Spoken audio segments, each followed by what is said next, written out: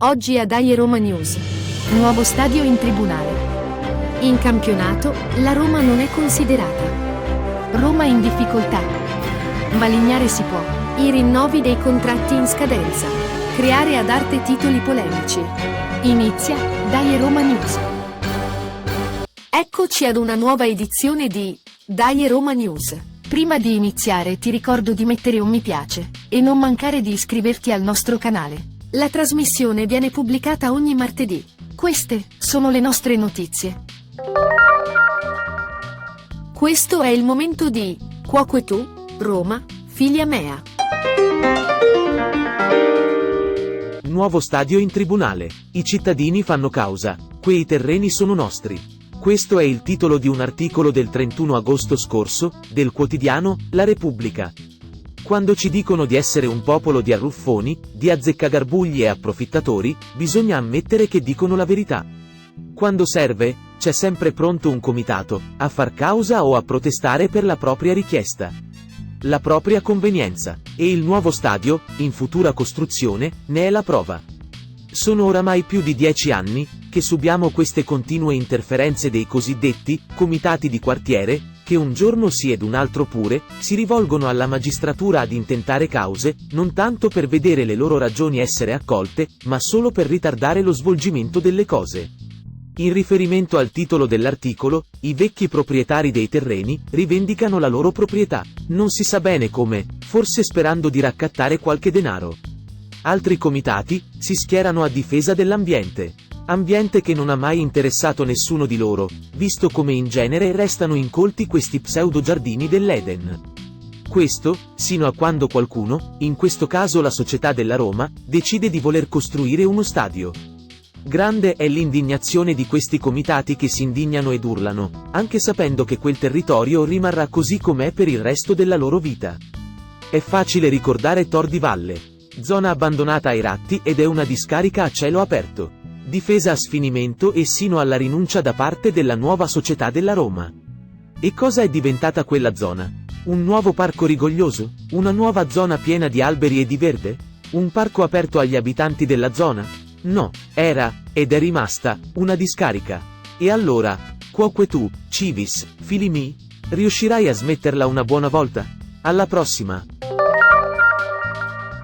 Non sembra vero, ma purtroppo è così. Dopo la partita contro l'Empoli, la Roma avrà un calendario molto sfavorevole. Nella programmazione di anticipi e posticipi, infatti, risaltano due elementi negativi. Dopo le sfide di Europa League del giovedì, la Roma non riposerà mai più di 2 giorni e affronterà le partite del campionato, sempre in trasferta il turno successivo. Per queste partite avrà solamente un giorno di riposo.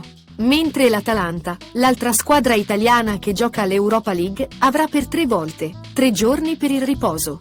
Anche la Fiorentina che giocherà la Conference League e le squadre italiane che giocheranno la Champions avranno più tempo di riposo della Roma. Un trattamento che non ha nessuna giustificazione. Caro signor Dan Friedkin, purtroppo essere dei galantuomini in Italia non paga.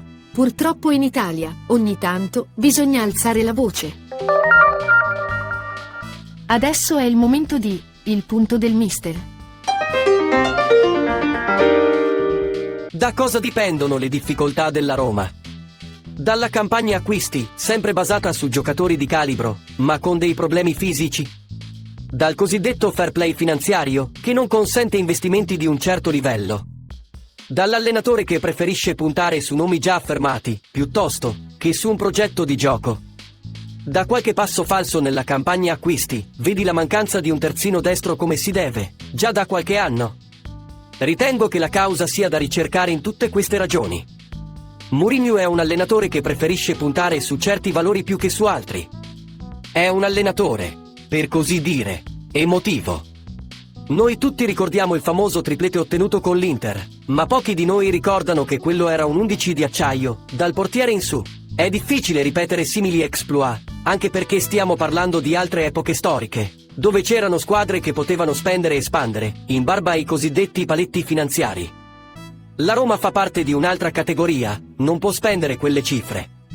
E quindi deve costruire la sua squadra, andando a comprare quello che la maggior parte delle squadre non comprano. È come andare al mercato a fare la spesa, Chi ha più soldi, va la mattina presto e si accaparra le merci migliori. Chi ha meno soldi, ci andrà prima della chiusura a prendere ciò che resta. Ho ancora fiducia in Mourinho, ma inventi qualcosa, magari cambi schema di gioco, e ci faccia tornare a vincere già dal prossimo turno. E, soprattutto, ci faccia vedere un gioco degno di questo nome. Sempre Forza Roma! Sono trascorsi 10 giorni dalla chiusura del calciomercato e i giornali hanno già di che polemizzare. Infatti ci sono i contratti in scadenza da raccontare. A volte, gli avvoltoi appaiono come delle care suore in preghiera rispetto ai giornalisti sportivi. Per queste testate non si può raccontare che scenari sempre più incomprensibili ai più. Il quotidiano, Il Messaggero, ha subito aperto le danze, con un titolo che rappresenta il degrado raggiunto dal nostro giornalismo. Questo è il titolo.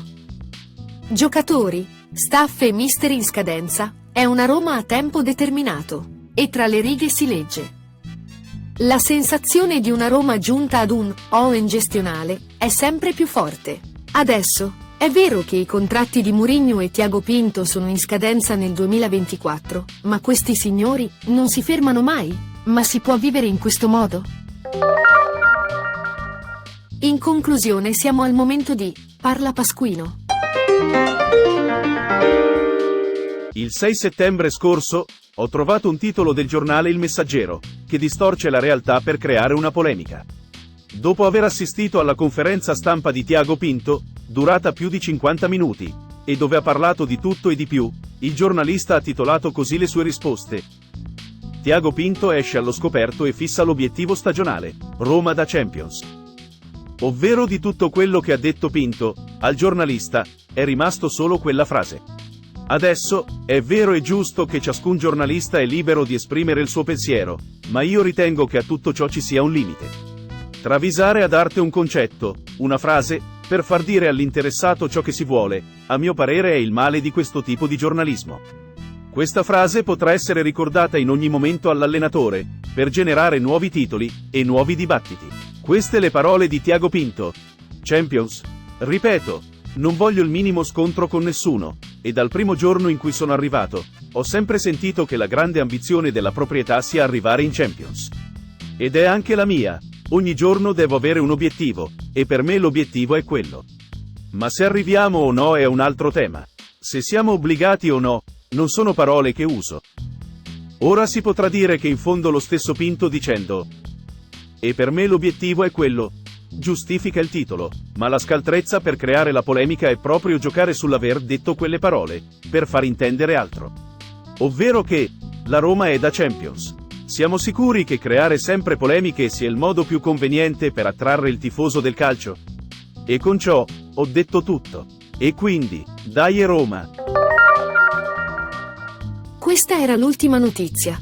Se ti è piaciuta la trasmissione metti un mi piace. Ricorda di seguire le nostre notizie, iscrivendoti al nostro canale. Per riascoltarci, noi pubblichiamo ogni martedì. A risentirci alla prossima edizione di Dai Roma News.